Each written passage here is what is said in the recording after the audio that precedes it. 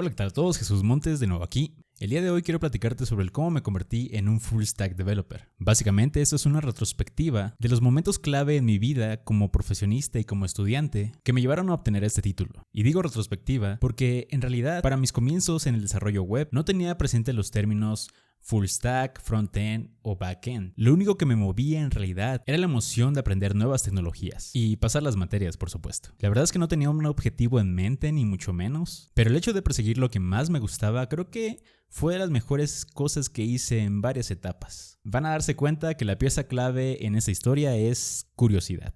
En el cuarto o quinto semestre de la carrera estaba tomando una de mis clases de inglés que eran impartidas por la misma institución. En estas clases habían estudiantes de distintos semestres y distintas carreras. Aquí fue mi primer acercamiento al desarrollo web, ya que tuve la oportunidad de conversar con un estudiante de semestres más avanzados, el cual ya tenía experiencia en el desarrollo web y le pedí que me orientara para realizar una aplicación web con las siguientes características: registro de usuarios y login de usuarios. No tenía la menor idea de cómo administrar sesiones, ni permisos, ni del cómo conectar una base de datos con un lenguaje de programación. Nada en absoluto, todo eran piezas desconectadas de cosas que aprendí en distintas materias, pero que no había llegado a conectarlas en conjunto. Aprendí PHP con un libro llamado PHP 5 a través de ejemplos que esta persona que les comento me recomendó. Muchos de los ejemplos no siempre funcionaban, la explicación del cómo instalar todo lo necesario ya estaba un poco obsoleto, pero nada de eso me detuvo. Sin embargo, un capítulo del libro me hizo comprender cómo todo lo que estaba aprendiendo en diferentes materias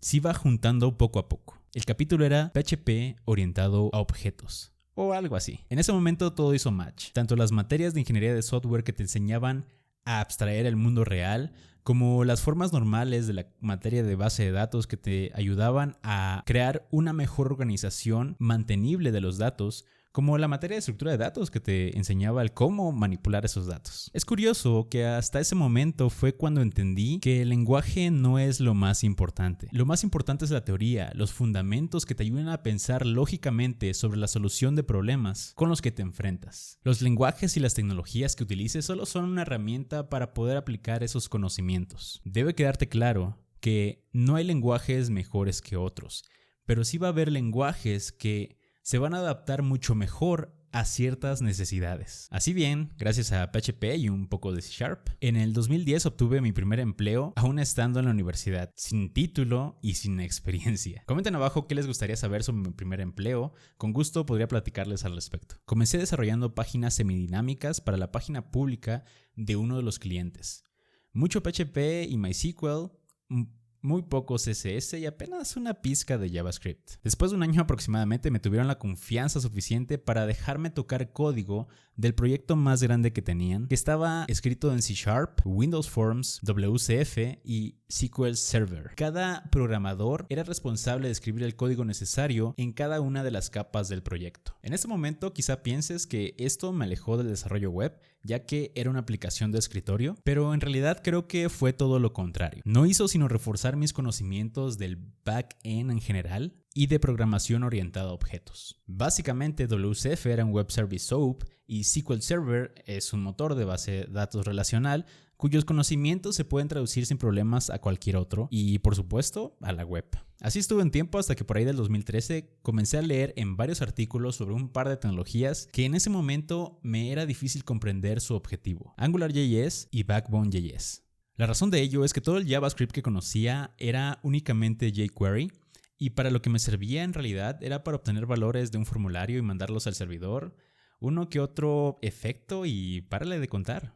El hecho de que toda una aplicación estaba escrita completamente en JavaScript, tanto el front como el back, era algo que no me cabía en la cabeza. Y honestamente tampoco entendía la necesidad de usar JavaScript para todo eso, siendo que ya había muchos lenguajes para ese propósito. Pero algo hizo clic inmediatamente en mi cerebro y despertó mi curiosidad como no tienen idea. Y fue así como fines de semana completos me la pasaba aprendiendo sobre todas estas nuevas tecnologías que, si bien no usaba en mi empresa, me divertía mucho haciendo prácticas con ellas. Hace un tiempo hice un video sobre el cómo fue mi inmersión al mundo de JavaScript y específicamente de AngularJS. Te invito a que lo veas. En esta etapa me di cuenta que solo aprender esas tecnologías no era todo lo que debía hacer. Siempre me ha encantado aprender sobre los fierros con los que están hechas las cosas. Así que dediqué mucho de mi tiempo a escarbar sobre las partes raras de JavaScript y en verdad que es un lenguaje raro. A la fecha, sigo aprendiendo nuevas cosas ya que está en constante evolución. Así fue como llegó el momento de actualizar mi perfil en LinkedIn